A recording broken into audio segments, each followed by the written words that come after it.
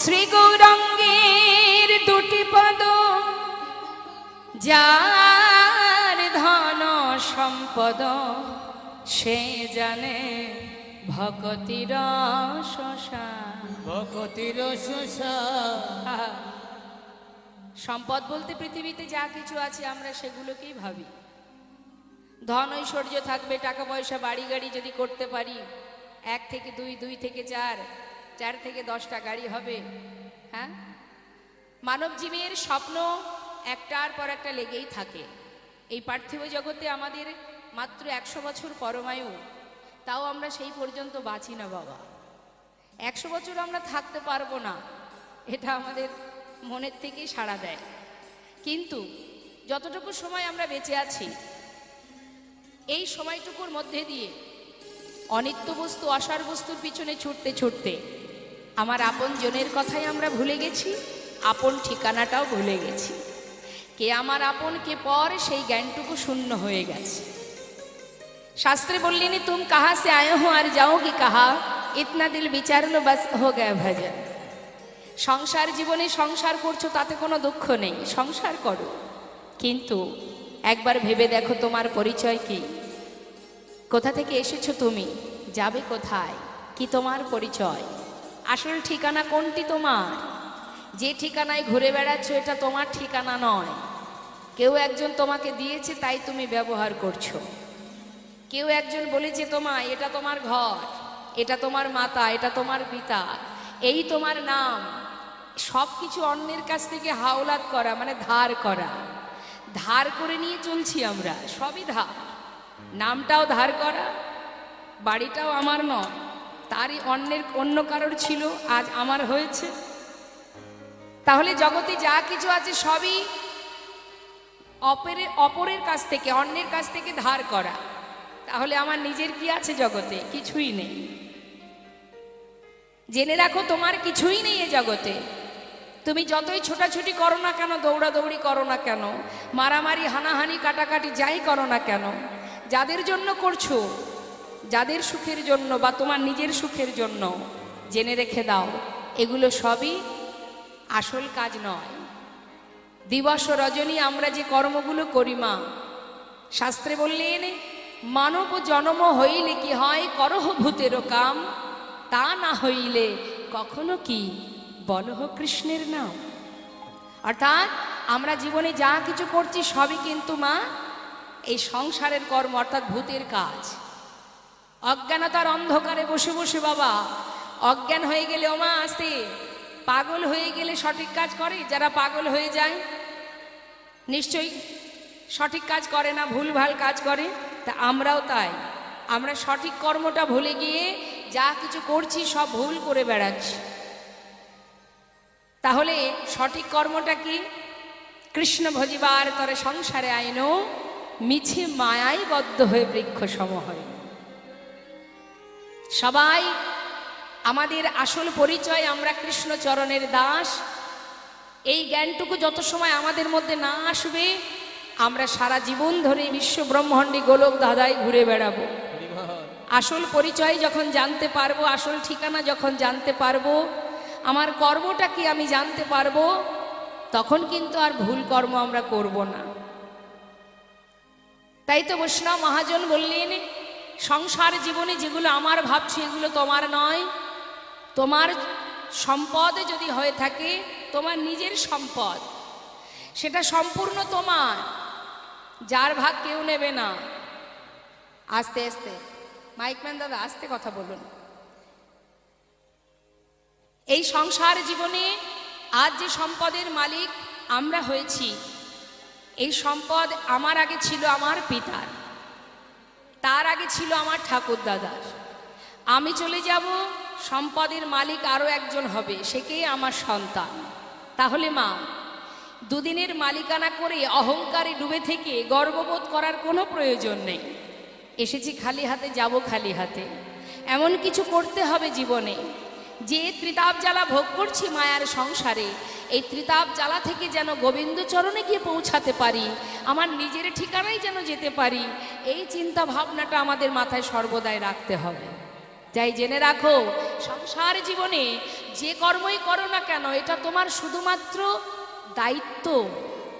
এটা তোমার দায়িত্ব, তোমার করতে হবে। সংসার মধ্যে দিয়ে ছেলে মেয়েকে মানুষ করতে গেলে এগুলো তোমার দায়িত্ব, তুমি পালন করছো। তাই বলে নিজের কাজটুকু ভুলে যেও না। নিজের কাজ কি? রান্না বান্না করা?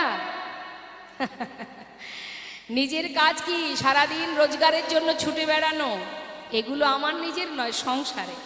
তাহলে আমার নিজের কাজটা কি? কোনটা আমার কাজ?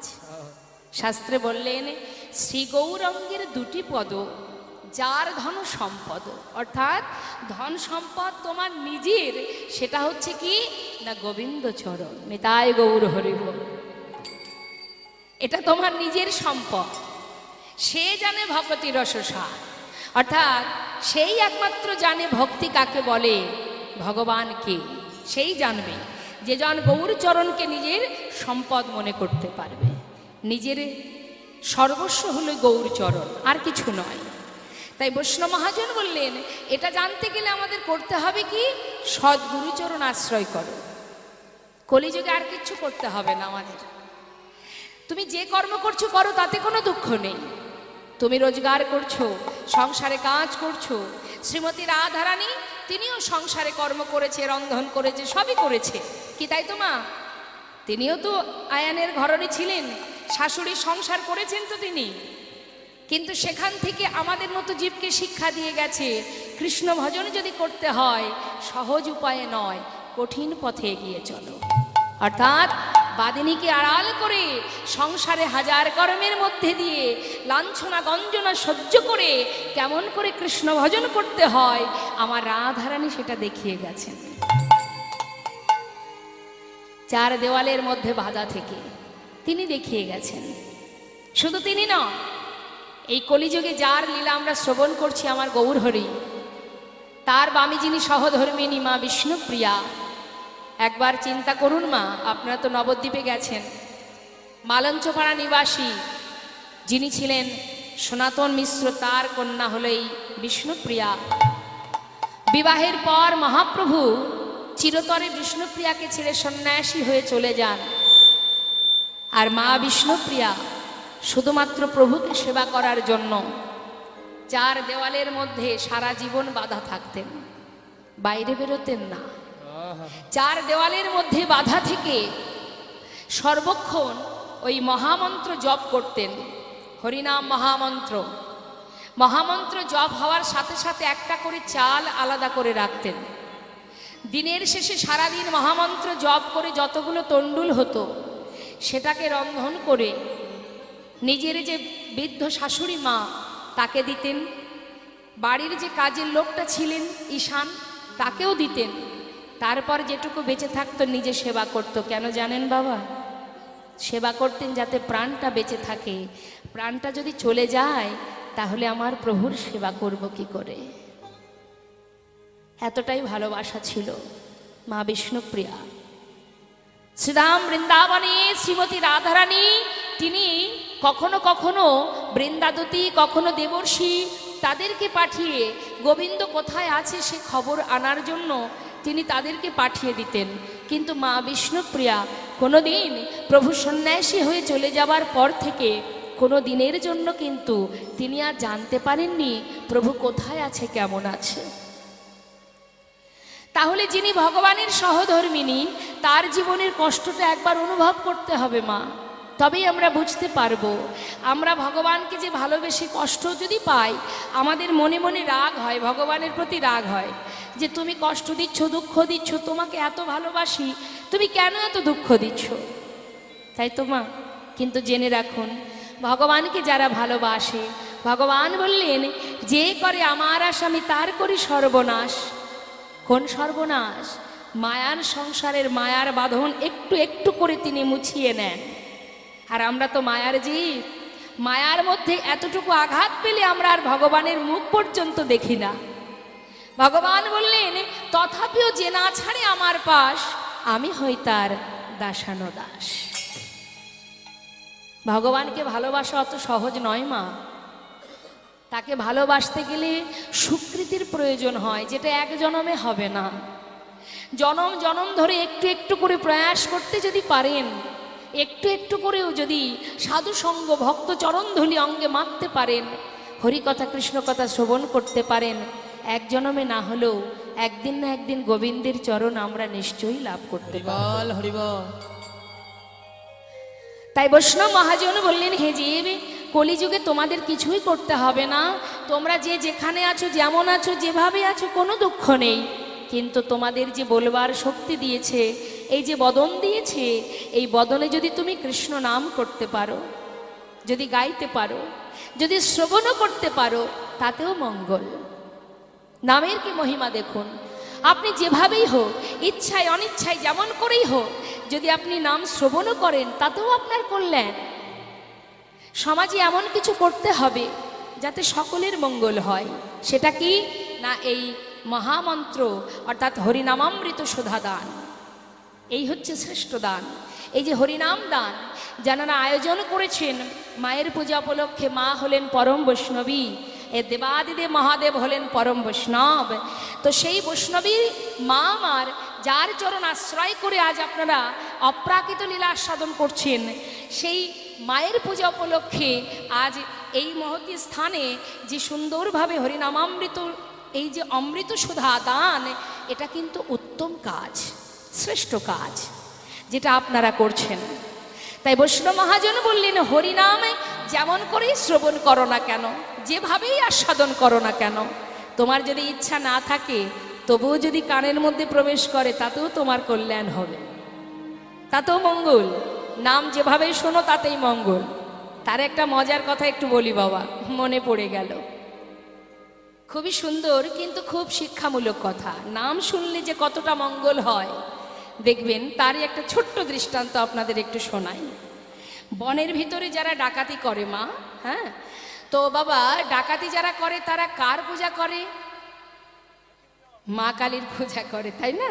তো দেখবেন ডাকাত যারা ডাকাতি হয়, ডাকাতি করে যারা, এখন ওই মায়ের পূজা করে তারা একদল ডাকাত আলোচনা করছে, শোন অমুকের বাড়িতে আজকে ডাকাতি করতে যেতে হবে, এই আমার কথা শোন, ওই অমুকের বাড়িতে ডাকাতি করতে যাবি, তবে শোন মায়ের কাছে ভালো করে প্রণাম করে বলে যা, যাতে কোনো আপদ বিপদ না হয়, ভালোভাবে ডাকাতি করে যাতে ফিরে আসতে পারিস।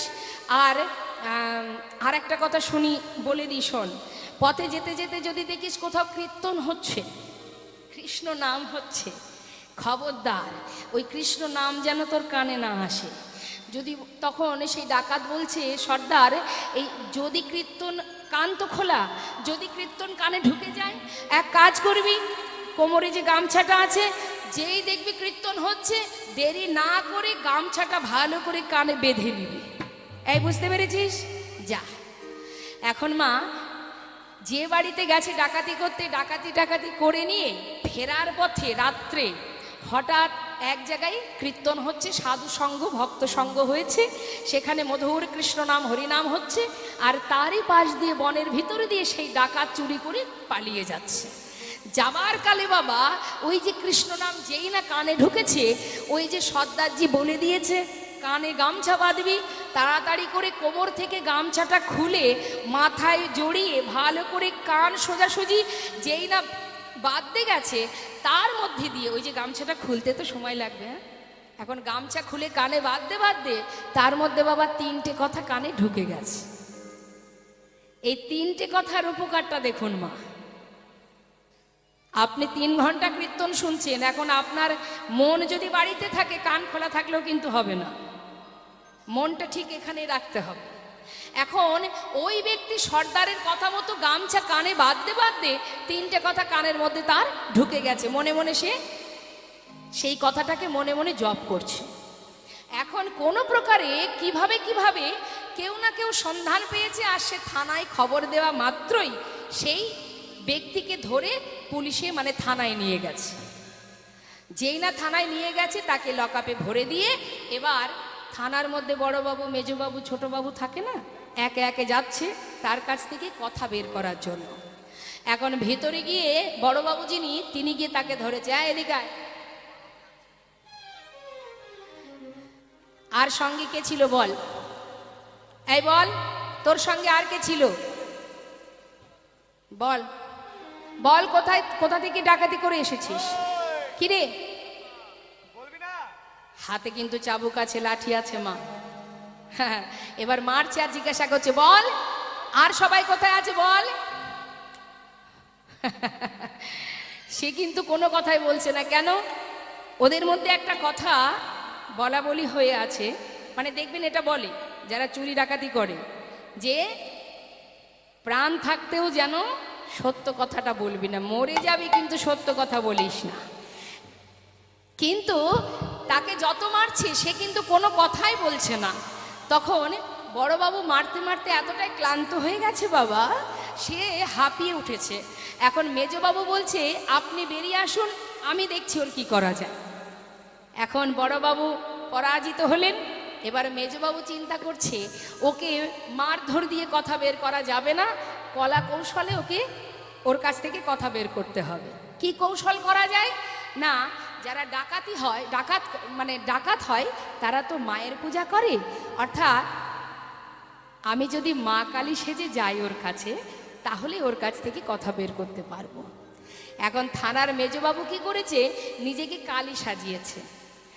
কাঁঠাল পাতা দিয়ে জিভ করেছে, সুন্দর করে লম্বা চুল মাথায় দিয়ে, গায়ের রং কালো করে ধীরে ধীরে একেবারে ওই ডাকাতের পিছনে গিয়ে দাঁড়িয়েছে।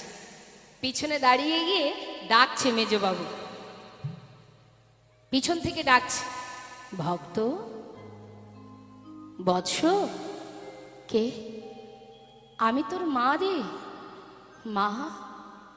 মা তুমি? হ্যাঁ, তুই বিপদে পড়েছিস, আমাকে স্মরণ করে এসেছিস, তোকে রক্ষা করা তো আমার দায়িত্ব। তা বাবা, কিরে তোর বন্ধুগুলো গেল কোথায়? এখন সে চিন্তা করছে, মা এসেছে আমার সঙ্গে, আমারই কাছে মা আছে। মা, তুমি আমায় বাঁচালে মা, মাগো উদ্ধার করো, আমায় মুক্তি দাও মা, আমাকে এখান থেকে নিয়ে যাও, যেভাবে হোক আমাকে বাঁচাও মা, আমি বিপদে পড়ে গেছি। মা বলছে, ওরে আমি তো বাঁচাতেই এসেছি তোকে। বাবা একটু বল, ওরা কোথায় আছে, সেখানেই তো তোকে নিয়ে যাব, কোথায় আছে ওরা? সে মনে মনে চিন্তা করছে, কি ব্যাপার, তারা কোথায় আছে? মা তো অন্তর্যামী, মা তো অন্তরে সবই জানে, কিন্তু তারা কোথায় আছে এ কথাটা মা বারবার কেন জিজ্ঞাসা করছে? হ্যাঁ, মা কি আমার দলের নাকি পুলিশের দলের লোক? মা, ও মা, তুমি কেন আমাকে জিজ্ঞাসা করছো যে আমার বন্ধুরা কোথায় আছে? বলো মা, তুমি কি আমার দলের লোক না ওদের দলের লোক? আরে বাবা, আমি তো তোরই লোক রে, তুই শুধু বল যে তোর বন্ধুরা সব আছে কোথায়, আমি সেখানেই তো তোকে নিয়ে যাব। বারবার মা যখন জিজ্ঞাসা করছে তোর বন্ধুরা কোথায়, তখন না তার মনের মধ্যে সন্দেহ জেগে গেছে। চুপচাপ দাঁড়িয়ে চিন্তা করছে যে বারবার কেন মা এমন কথাটা বলছে। মা তো সবই জানে, কিন্তু মা জিজ্ঞাসা করছে কেন? হঠাৎ কিন্তু বাবা ওই কীর্তনে 3টে কথা যে কানে ঢুকে গিয়েছিল মা, ওই 3টে কথা তার মনে পড়ে গেছে। কি কথা না, কীর্তনে ওই কীর্তনিয়া হোক বা ভাগবত পাঠক, তিনি পাঠের মধ্যে বলছেন যে যারা দেবদেবী হয় তারা কখনো মাটিতে পা রাখে না।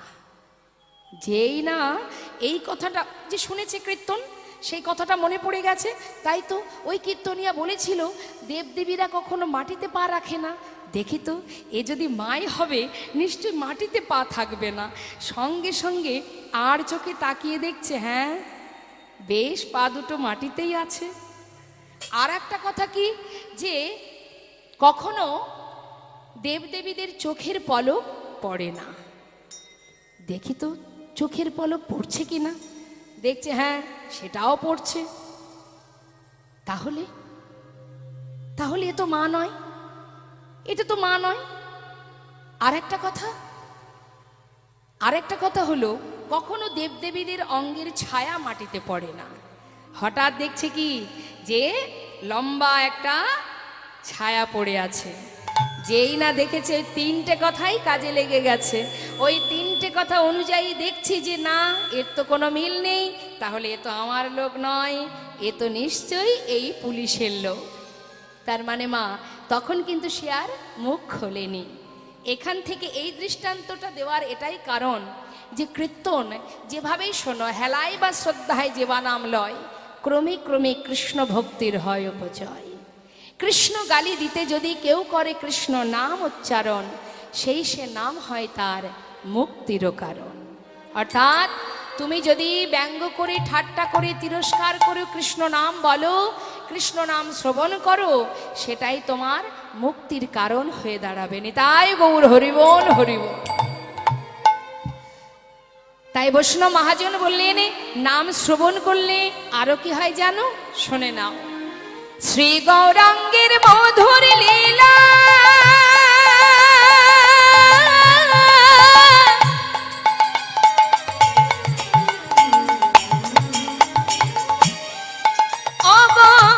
যার করনে প্রবেশিলা,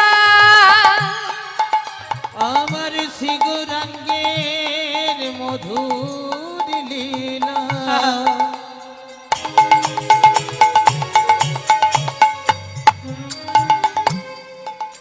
ও গো যার করনে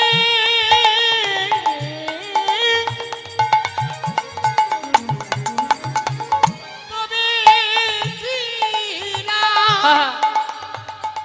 কৃষ্ণ নাম যার কর্ণে প্রবেশ করবে তার অবস্থা কি হবে? এই হৃদয় থেকে অহংকার দূরীভূত হবে। আহা, হৃদয় নির্মল ভেলতা, হৃদয় নির্মল ভেলতা, অজ্ঞানাধার যাই গো দূরে।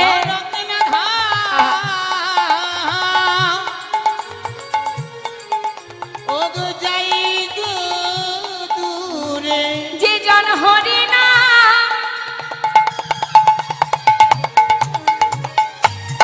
হরিব শ্রবণ করে, ও তার অজ্ঞানাধার যাই গো দূরে। যেজন হরি না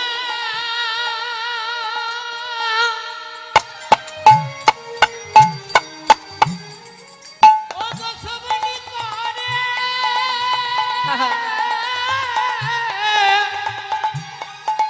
তার অজ্ঞানাধার যাই গো দূরে। যে জন কৃষ্ণ না শ্রবণ করে, আপন গুরু চরণ হৃদয়ে ধরে। কৃষ্ণ হৃদয়ে গৌর হরিবল হরিবল। গুরু চরণ হৃদয়ে ধরে, কৃষ্ণ নাম শ্রবণ করে, গুরু চরণ হৃদয়ে ধরে, কৃষ্ণ নাম শ্রবণ করে, তার অজ্ঞানাধার যাই গো দূরে। হৃদয় নির্মল ভেলতা। ওই হৃদয় নির্মল ভেলতায়। আপন আপন গুরুচরণ আশ্রয় করে, গুরুচরণ স্মরণ করে যদি কৃষ্ণ নাম হরিনাম সাধু সঙ্গ করা যায়, আস্বাদন করা যায়, হৃদয় মাঝে যে কাম ক্রোধ লোভ মোহ, এই যে আমাদের হৃদয় মাঝে কামনা বাসনা এমনভাবে জড়িয়ে আছে মা, এগুলো একটু একটু করে দূর হয়ে যাবে।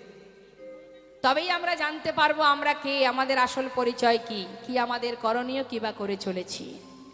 তাই আজ মহাজন বললেন শুধু তাই নয়, যদি শ্রবণ করে অজ্ঞানতার অন্ধকার দূরীভূত হয়। হরে কৃষ্ণ।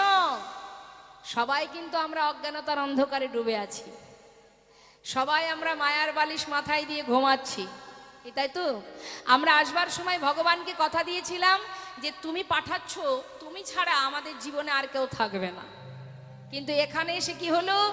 মায়া এমন ভাবে আষ্টে পিষ্টে ধরলো আমাদের, আমরা ভগবানের দাস না হয়ে প্রত্যেকেই মায়ার দাস হয়ে বসে আছি। সন্তান আমার, স্বামী আমার, এটা আমার, ওটা আমার, আমার আমার করো বুঝিতে না পারো, আমাতে কি আছে রতন, কোন শক্তি বলে বেড়াই চলি, বলে কিসের অভাবে হয় দেহ পতন। দেহের মাঝে আছে প্রাণেরই সঞ্চার, তাহাতেই বলি আমার আমার, প্রাণ গেলে হবে সবাকার সব নেশারি স্বপন। কি গো মা, দেহ থেকে কখন প্রাণ পাখিটা চলে যাবে কেউ জানে? হ্যাঁ, আমি মানে কি? আমি মানে এই সূক্ষ্ম আত্মা, আমি মানে এই দেহটা নয়। হরে কৃষ্ণ। এই দেহটার প্রতি আমাদের অনেক যত্ন, তাই না? ঠিক ঠিক টাইমে ঘুমাতে হবে, ঠিক টাইমে খেতে হবে, ঠিক টাইমে শরীরের প্রতি লক্ষ্য না থাকলে শরীর খারাপ হবে। এত যত্ন যার প্রতি আপনাদের, তাকে কি আদৌ ধরে রাখতে পারছেন? রোগ ব্যাধি কি আমাদের হচ্ছে না? ধরে রাখার ক্ষমতা আমাদের নেই। যিনি দিয়েছিলেন সুন্দর দেহটা কৃষ্ণ ভজন করবার জন্য দিয়েছিলেন, সময় যখন হবে আবার কিন্তু এই দেহ ছেড়ে আমাদেরকে এই পোশাক ছেড়ে চলে যেতে হবে। অঙ্গের পোশাক যেমন পুরনো হয়ে গেলে ফেলে দিই, আমাদের দেহটাও একটা পোশাক। লাইটটা অফ করবেন না, লাইটটা জ্বালান। আমি যদি দেখতে না পাই কথা বলবো কার সঙ্গে? এটা তো ফাংশনের স্টেজ নয়।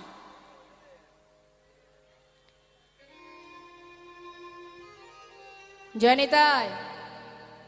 আর অন্ধকার করে দিলে খুব সমস্যা, বিশেষ করে মায়েদের দিকে। লাইটটা জ্বালিয়ে দিন। তাহলে আমাদের দেহটা হচ্ছে একটা পোশাক, আর আমি অর্থাৎ আত্মা। মায়েরা একটু মন দেবেন, এইদিকে লাইট যা করে করুক, এইদিকে তাকান। আমি মানে আত্মা। এই যে আপনারা আমাকে ডেকেছেন, আমি আপনাদের সামনে দাঁড়িয়ে কথা বলছি, আমি মানে কি? কথা বলার শক্তিটা এখনো আছে তাই বলছি। অর্থাৎ যেটা প্রাণ পাখি সূক্ষ্ম আত্মা, সে যদি চলে যায় আমার দেহটা থাকবে, কিন্তু আমি কিন্তু আর থাকবো না। তাই সেটাই হলো আমি, দেহটা আমি নই। তাই দেহটা যিনি দিয়েছেন তিনি সময় হলে একটু একটু করে আমাদের কাছ থেকে আবার কেড়ে নেবেন। আবার 84 লক্ষ জনি ভ্রমণ করে এই মানব দেহটা পেতে হবে। অনেক সাধনার ধন, কৃষ্ণ বলার, হরি বলার ধন।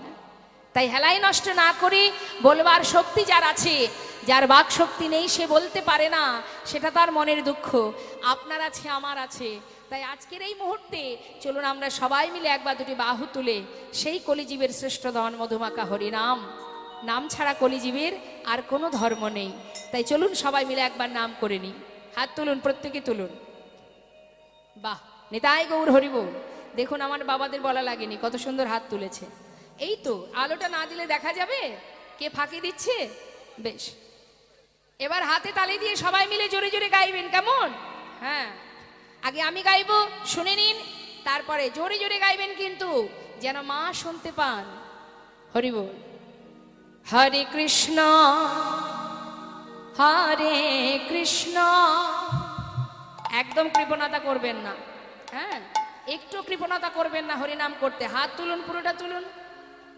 কৃষ্ণ কৃষ্ণ হরে হরে, হরে রাম হরে রাম, রাম রাম হরে হরে। বলুন হরে কৃষ্ণ হরে। বাহ, আহা, খুব সুন্দর। হরে রাম হরে।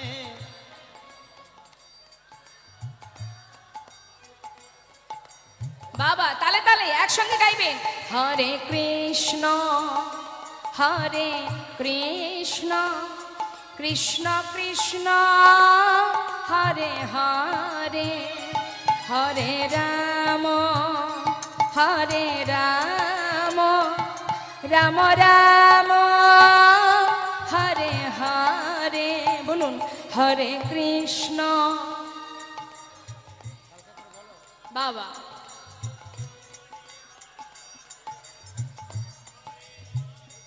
হরে রাম হরে রাম, রাম রাম হরে হরে, হরে কৃষ্ণ হরে কৃষ্ণ, কৃষ্ণ কৃষ্ণ হরে হরে, হরে রাম হরে রাম, রাম রাম হরে হরে, হরে কৃষ্ণ হরে কৃষ্ণ।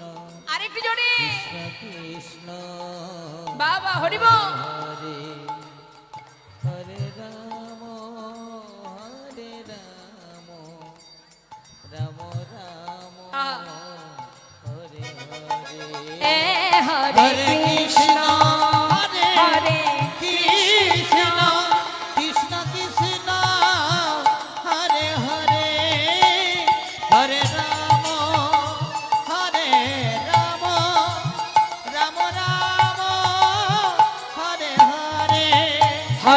কৃষ্ণ নিতাই গৌর হরি বল হরি বল। হরে হরে রাম রাম রাম হরে হরে। নিতাই গৌর হরি বল হরি বল হরি বল। আজ নদিয়ার চাঁদ গৌর সুন্দর বৈষ্ণব মহাজন বললেন, তিনি জীবের হাতে ধরে পায়ে ধরে হরিনাম প্রচার করেছেন। হে জীব, নাম ছাড়া কলিজীবের নাহি আর ধর্ম, সর্বধর্ম সার নাম এই শাস্ত্র মর্ম। অর্থাৎ হরিনাম করো, যে যেমন ভাবে থাকবে হরিনাম করো, তাতে কোনো দুঃখ নেই। এর জন্য তোমার শুদ্ধতারও প্রয়োজন নেই। অপবিত্র পবিত্র বা সর্বাবস্থাঙ্গত বিবাহ যৎ সারে পুণ্ডরিকাক্ষ সবাজ অভ্যন্তর সূচি। অর্থাৎ বাহির ভিতর সর্বত্র সূচি হবে যখন মুখে তুমি একবার হরিনাম উচ্চারণ করবে। সমস্ত জায়গা পবিত্র হবে, তোমার দেহ পবিত্র হবে যদি একবার নাম স্মরণ করতে পারো। জয় নিতাই জয় গৌরে। তাই আসুন আজ আমরা সবাই মিলে গৌর হরি শুধু নয়, তার যত অন্তরঙ্গ ভক্ত আছে তাদের কথা স্মরণ করতে করতে যে মহাজনের পদাবলী শ্রবণ করলাম সেই মহাজনের চরণে প্রণাম জানিয়ে আমরা লীলায় যাব। শ্রী গৌরাঙ্গের ভক্তগণে নিত্য সিদ্ধ করি মনে, গৌরাঙ্গের ভক্তগণে নিত্য সিদ্ধ করি আমার শ্রী গৌরাঙ্গের ভক্তগণে নিত্য সিদ্ধ করি মনে। সে যায় ব্রজেন্দ্র সুত পাশে রে, সে যায় ব্রজেন্দ্র সুত পাশে রে। ওই না সে যাই ব্রজেন্দ্র সুত পাশে রে, সে যাই ব্রজেন্দ্র সুত পাশে রে, সে যাই ব্রজেন্দ্র সুত পাশে। গৌরমণ্ডল ভূমি যে বাজানে চিন্তা মনে, গৌরমণ্ডল হাতে তালি দিয়ে। জানে চিন্তা আহার গৌরমণ্ডল ভূমি যে বাজানে চিন্তা মনে। তার হয় ব্রজ ধামে বাস রে, তার হয় ব্রজধামে বাস রে। ওই না তার হয় ব্রজধামে বাসি রে, তার হয় ব্রজধামে বাসি রে, তার হয় ব্রজধামে বাস। শোনো শোনো, গৃহেতে বনেতে থাকো হাগরঙ্গ বলে তোমরা ডাকো। গৃহেতে বনেতে নিতাই থাকো, গৌর হরি বল। গৌরাঙ্গ বলে ডাকো। গৃহেতে বনেতে থাকো হা গৌরাঙ্গ বলে ডাকো। নরতম মাগে তার সঙ্গ, নরতম মাগে তার সঙ্গ। ওই নরতমে মাগে তার সঙ্গ, নরতমে মাগে তার সঙ্গ, নরতমে মাগে তার সঙ্গ। নরোত্তম দাস ঠাকুর মহাশয়ের সুন্দর পদাবলীর মধ্যে দিয়ে গৌর কথা আমরা শ্রবণ করলাম, গৌর চন্দ্রিকার সাধন করলাম। এবার আমরা চলে যাব মধুময় এই নবদ্বীপেই আমার গৌর হরি এবং তার ভক্তের সেই মধুর কথা শ্রবণের জন্য। কোন ভক্ত? এই জগতে আমরা সবাই ভগবানকে ভালোবাসি, কিন্তু প্রকৃত ভক্তের স্বভাবটা কেমন হওয়া উচিত, ভক্তের গুণটা কেমন, ভক্ত কাকে বলে সেটা আমরা জানবো বাবা। আর এটা যদি আমরা জানতে পারি তাহলে কি হবে, আমরাও ভগবানকে ভালোবাসতে শিখব, তাই না মা? তা চলুন যাই, সেই ভক্তের কথা আমরা শুনবো, যার নাম অগ্রদ্বীপ নিবাসী সেই ভক্ত গোবিন্দ ঘোষ, যার নিবাস অগ্রদ্বীপে। অগ্রদ্বীপটা কোথায়? হরে কৃষ্ণ। এখানে কিন্তু আন কথা চলবে না, আমি বারবার বলে দিচ্ছি, বিশেষ করে মায়েদের, এখানে আন কথা বলবেন না। ইহ জগতের, এই সংসার জগতের কথা বলবেন না, তাতে আপনারই পাপ হবে, আমার কিচ্ছু হবে না। এই মায়ার সংসারের কথা এখানে আলোচনা করবেন না, কারণ এখানে হচ্ছে অপ্রাকৃত কথা। অর্থাৎ সেখানেও যে আমাদের সংসার আছে, আমাদের মাতা পিতা প্রাণ গোবিন্দ যিনি সৃষ্টিকর্তা, তার সন্তান, আমরা অমৃতের সন্তান। অর্থাৎ আলোচনা তার কথা হচ্ছে, এখানে সংসারের কথা আলোচনা করলে অপরাধ আপনাদেরই হবে। তাই অপরাধ আশা করি আপনারা করবেন না। অনেক কষ্ট করে এসেছেন এখানে, কষ্ট করেই বসে আছেন, আন কথা বললে আপনারই ক্ষতি, আমার কিচ্ছু হবে না। তো যে ভক্তের কথা আমরা শুনবো একটু শুনুন। শুধু কৃষ্ণ নাম শ্রবণ করলে হয় না, হৃদয়ঙ্গম করতে হবে, না হলে সারা জীবনটা আমরা এরম বোকাই থেকে যাব, আমাদের চৈতন্য কখনো হবে না। চৈতন্য করতে গেলে নিজেদেরকে এই অন্ধকার থেকে আলোর যদি দেখতে হয়, তাহলে একনিষ্ঠ ভক্তি দিয়ে কৃষ্ণ নাম হরিনাম করতে হবে, শ্রবণ করতে হবে। নবদ্বীপের গৌরহরির যে মধুর লীলা, একটা নয়, অনেক অনেক লীলা আছে, তার মধ্যে এই লীলাটি আমরা শ্রবণ করব। তো তার আগে আসুন দেখি সবাই মিলে একবার আমরা একটা সুন্দর গৌরহরি ভজন শ্রবণ করি, হ্যাঁ? তারপরে আমরা লীলার শেষে মায়ের গানও শুনবো, মাঝখানেও হয়তো শুনতে পারি। যাই হোক, এখন চলুন আমরা একটা গৌরের গুণগান শুনে নিই, গৌরের মহিমা আস্বাদন করে নিই। জয়নিতাই জয় গো। সুরধ্বনির কিনারা সোনার নুপুর দিয়া পায়। এক নাগরী আর এক নাগরীকে বলছে, দেখ দেখ সজনী, ওই দেখ সুরধ্বনির কিনারায় সোনার নুপুর দিয়া পায়। নাচে নাগরী গো সুন্দর গৌরঙ্গরায়। নিতাই গৌর হরি বল। সুরধনির কিনারায় সোনানপুর দিয়া পায়, নাচে নাগরী গো সুন্দর গৌরাঙ্গরায়। ওই সুরধ্বনির সোনানুপুর দিয়া পায়, নাচে না গরি গো সুন্দর গৌরাঙ্গরায়। ওই না সুরধনির হরি বল মায়েরা উলুধ্বনি। সোনানপুর দিয়া পায়, নাগরী গো সুন্দর গৌরাঙ্গরায়। হরি বল। সুন্দর, আহা সুন্দর, ওই দেখো সুন্দর গৌরাঙ্গরায়। নাগরী গো সুন্দর গৌরাঙ্গরায়। ওই না সুরধনির কিনারায় সোনানপুর দিয়া পায়, নাচে নাগরী গো সুন্দর গৌরাঙ্গরায়।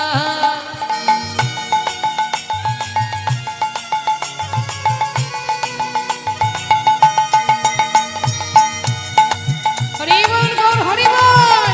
গৌর হরি কি জয় গৌর হরি কি জয় নবদ্বীপ ধাম কি। জয়।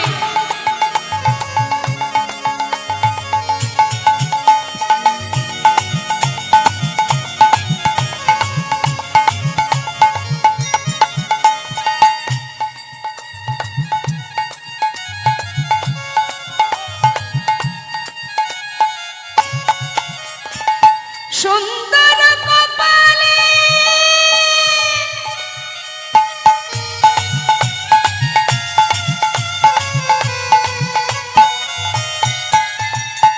সুন্দর তিলক গো। ও সুন্দর কপালে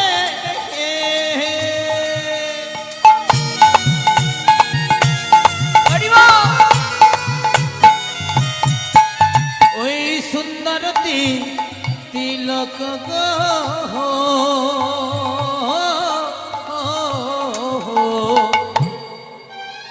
হরি বল। সুন্দর কাকে বলে? কাকে বলে সুন্দর? দেখবেন এই যে পুজো চলে গেল, সবাই কত সুন্দর সেজে গুজে ঠাকুর দেখতে গেছে, তাই না? যে দেখেছে সেই বলেছে আহা কি সুন্দর, তাই না? সেটা কেন বলেছে বলুন তো? ওই যে মেকআপ করে বেরিয়েছিল, তাই। মেকআপটা যদি না থাকতো সুন্দর বলতো না। মানে এই কৃত্রিম, এই জগতের কৃত্রিম উপায়ে সেজে গুজে ঘুরে বেড়ালে তবেই সেটা সুন্দর। আর যার একবার যদি জল দিয়ে ধুয়ে ফেলে, সেই যা তাই, ভগবান যেটা দিয়েছিল সেটাই ফিরে আসবে। তাহলে সুন্দর সেটা নয়।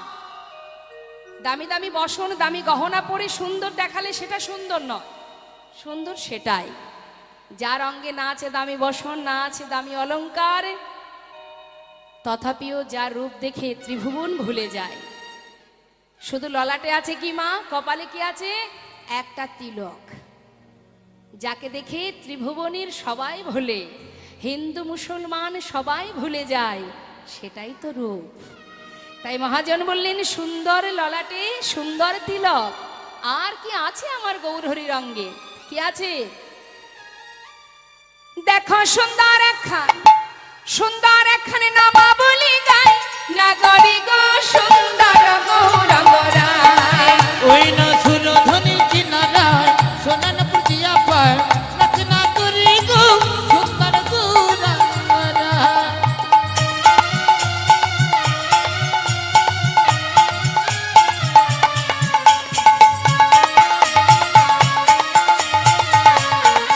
হরি বল।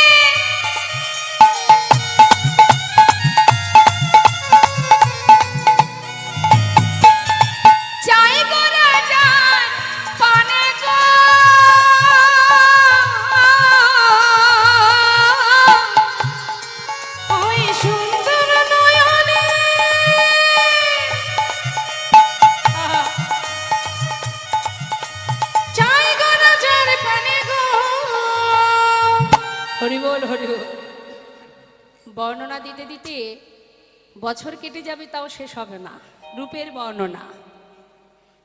বলছি জানিস না গরি, ওই সুন্দর নয়নে যদি একবার কেউ তিনি যদি তাকায় কারোর দিকে, যিনি মা বিষ্ণুপ্রিয়া গঙ্গায় স্নান করতে গিয়ে বিষ্ণুপ্রিয়ার চোখে চোখ রেখেছিলেন আমার প্রভু, এক দৃষ্টিতে এক পলকেই যখনই বিষ্ণুপ্রিয়ার চোখে চোখ রেখেছে, নিজের বলতে যা কিছু ছিল সর্বস্ব প্রভুর চরণে সঁপে দিয়েছিলেন মা বিষ্ণুপ্রিয়া।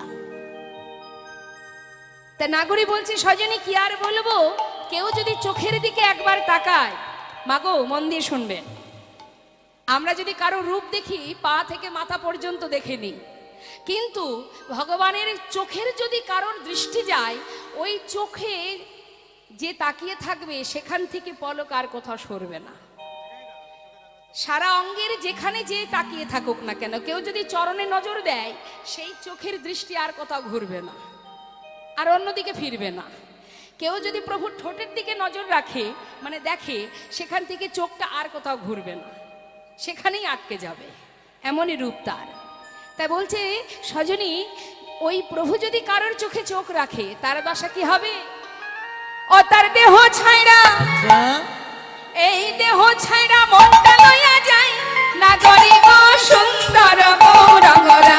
ওই সুরধনী নায় সোনা না বুঝিয়া পায়, নাচ না করি গো সুন্দর গৌরাঙ্গরা।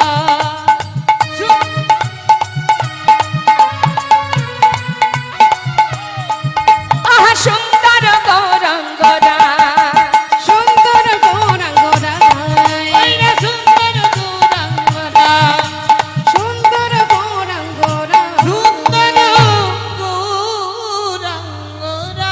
দুটি বাহু তুলে বলুন, প্রেম সে বলুন, দুটি বাহু তুলে গৌরাঙ্গ সুন্দর কি, নবদ্বীপ ধাম কি, পঞ্চতত্ত্ব কি, সুরধনী গঙ্গা মা কি, জয় নিতাই জয় গো।